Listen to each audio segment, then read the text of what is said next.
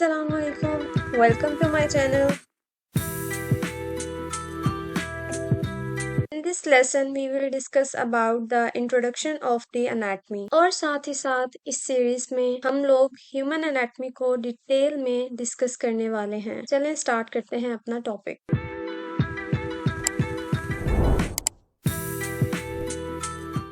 सबसे पहले बात करते हैं हिस्ट्री ऑफ एनाटमी की। हिस्ट्री ऑफ एनाटमी में एनाटमी का फादर किसे कहा जाता है? हमारे पास एक ग्रेट फिजिशियन है जिनका नाम है हिपोक्रेट्स। हिपोक्रेट्स ने फिजियोलॉजी और एनाटमी दोनों को स्टडी किया और हिपोक्रेट्स को एनाटमी का फादर कहा जाता है। Hippocratic oath taken by doctors at graduation. The first documented scientific dissections on the human body are carried out as early as the 3rd century BC in Alexandria. At that time, anatomists explored anatomy through dissections of animals, primarily pigs and monkeys. उस time पे इन्होंने जिन animals की dissection करके anatomy को explore किया उसमें उन्होंने pigs और मंकीज को इस्तेमाल किया। अब बात करते हैं बेसिक इंट्रोडक्शन ऑफ एनाटमी की। एनाटमी क्या है? Anatomy is a broad field of science in which the body is studied at different level. Anatomy science में वो एक बहुत बड़ी फील्ड है जहाँ पे हम लोग अपने जिस्म के डिफरेंट बॉडी पार्ट्स को डिफरेंट लेवल्स में आके स्टडी करते हैं।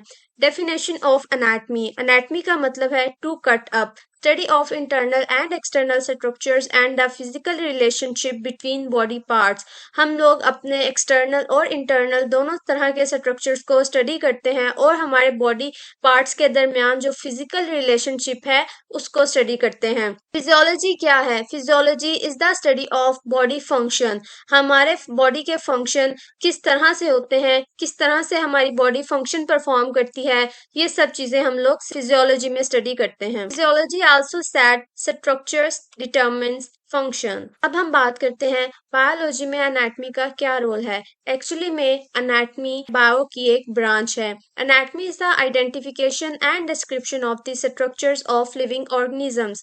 एनाटमी के थ्रू हम लोग आइडेंटिफाई करते हैं और डिस्क्राइब करते हैं स्ट्रक्चर्स को। वो स्ट्रक्चर्स किसके होते हैं? हमारे लिविंग ऑर्गेनिजम्स के। बस जानदार आ जाते हैं, ह्यूमंस आ जाते हैं, एनिमल्स आ जाते हैं। इसके साथ साथ ये हमारे पास बायो की एक ब्रांच है और मेडिसिन की एक ब्रांच है। There are three broad areas. Human anatomy is the study of the structures of the human body.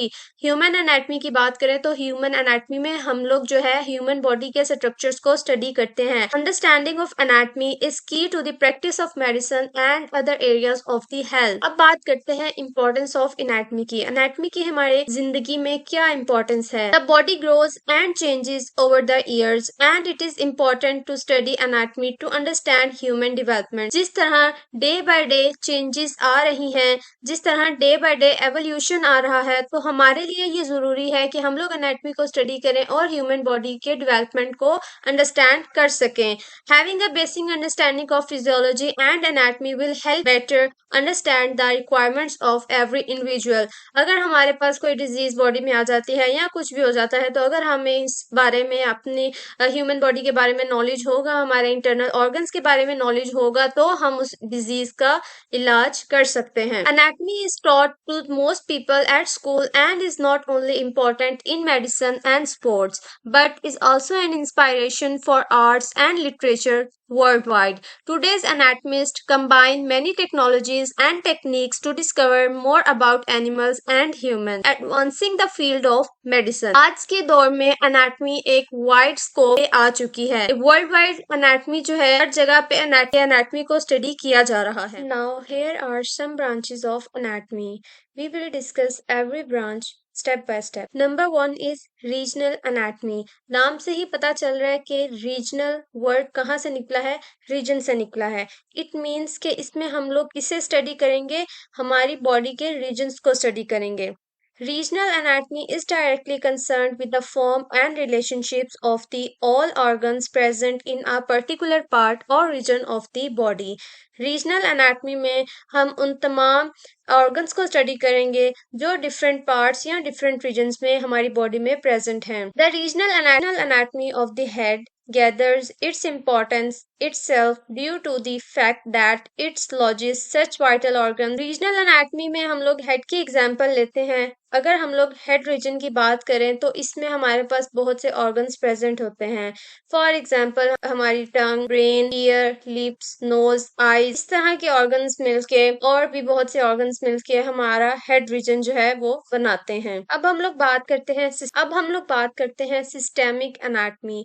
Systemic word he show कर रहा है कि इसमें हम लोग सिस्टम की स्टडी करते हैं। इट मीन्स कि हमारी बॉडी में जितने भी सिस्टम इन्वॉल्व हैं जो हमें हेल्प आउट करते हैं डिफरेंट मूवमेंट्स करने में, डिफरेंट फंक्शंस परफॉर्म करने में, उन तमाम सिस्टम्स को हम लोग सिस्टेमिक एनाटमी में स्टडी करेंगे। For example skeletal system, muscular system, nervous system, cardiovascular system, respiratory system, digestive system, urinary system, endocrine system, reproductive system, lymphatic system. हर सिस्टम एक स्पेसिफिक टास्क परफॉर्म करता है। अब हम लोग बात करते हैं अप्लाइड एनाटमी की। Applied anatomy the practical application of the anatomical knowledge to diagnosis and treatment.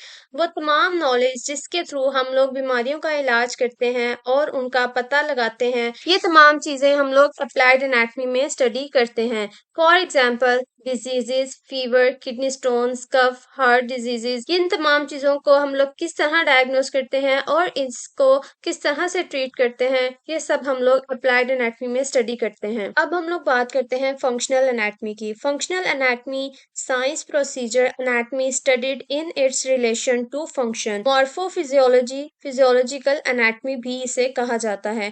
Example इसके आ जाती है मसल्स। हमारे मसल्स किस तरह से काम करते हैं, किस तरह से फंक्शन करते हैं, इस नॉलेज को हम लोग स्टडी करते हैं फंक्शनल एनाटमी में। अब हम लोग बात करते हैं cross section anatomy. Cross sections are two dimensional axial views of gross anatomical structures seen in transverse planes. They are obtained by taking imaginary slices perpendicular to the main axis of organs, vessels, nerves, bones, soft tissues, or even the entire human body. This picture is showing the cross-section anatomy of heart. This is long axis, and at this place its base of heart, and at this point is the apex of heart. Gross anatomy. Gross anatomy is the study of the anatomy at the macroscopic level. Other branches of anatomy include embryology and neuroanatomy. This diagram is showing the gross anatomy of kidney. This is the cortex of kidney, and this is the medulla, and this is the pelvis of kidney. Histology. Histology came from Greek word histo meaning tissues and logos means treatise.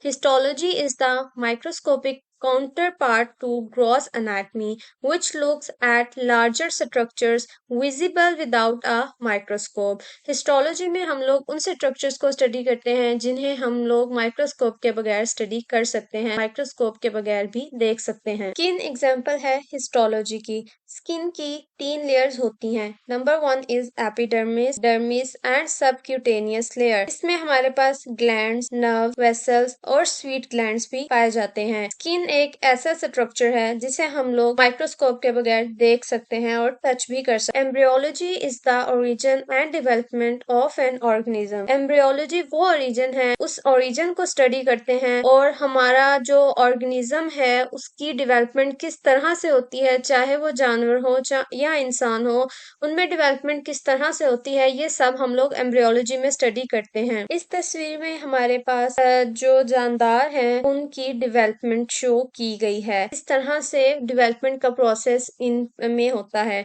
Fishes में किस तरह से होता है, tortoise में किस तरह से होता है, चिक्स में किस तरह से होता है, जो ह्यूमंस हैं उनमें किस तरह से होता है, पिग्स में किस तरह से होता है, ये तमाम चीजें जो डेवलपमेंट का प्रोसेस है हम लोग इसको स्टडी करते हैं एम्ब्रियोलॉजी में। Cytology. Cytology is the branch of biology and medicine concern with the structure and function of plant and animal cells. Cytology में हम लोग प्लांट और एनिमल सेल्स को स्टडी करते हैं, उनके स्ट्रक्चर और उनके फंक्शंस को स्टडी करते हैं।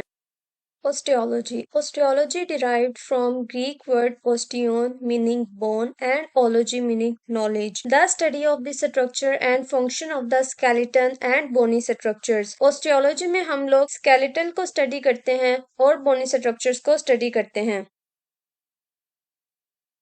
Arthrology. Arthro mean joint and logos mean science. Arthrology is the scientific study of joints and articulations. Site where rigid elements of the skeletal meet are called articulation. वो जगह जहाँ पे skeleton के elements हैं वो आके connect होते हैं उन जगह को हम लोग articulation कहते हैं.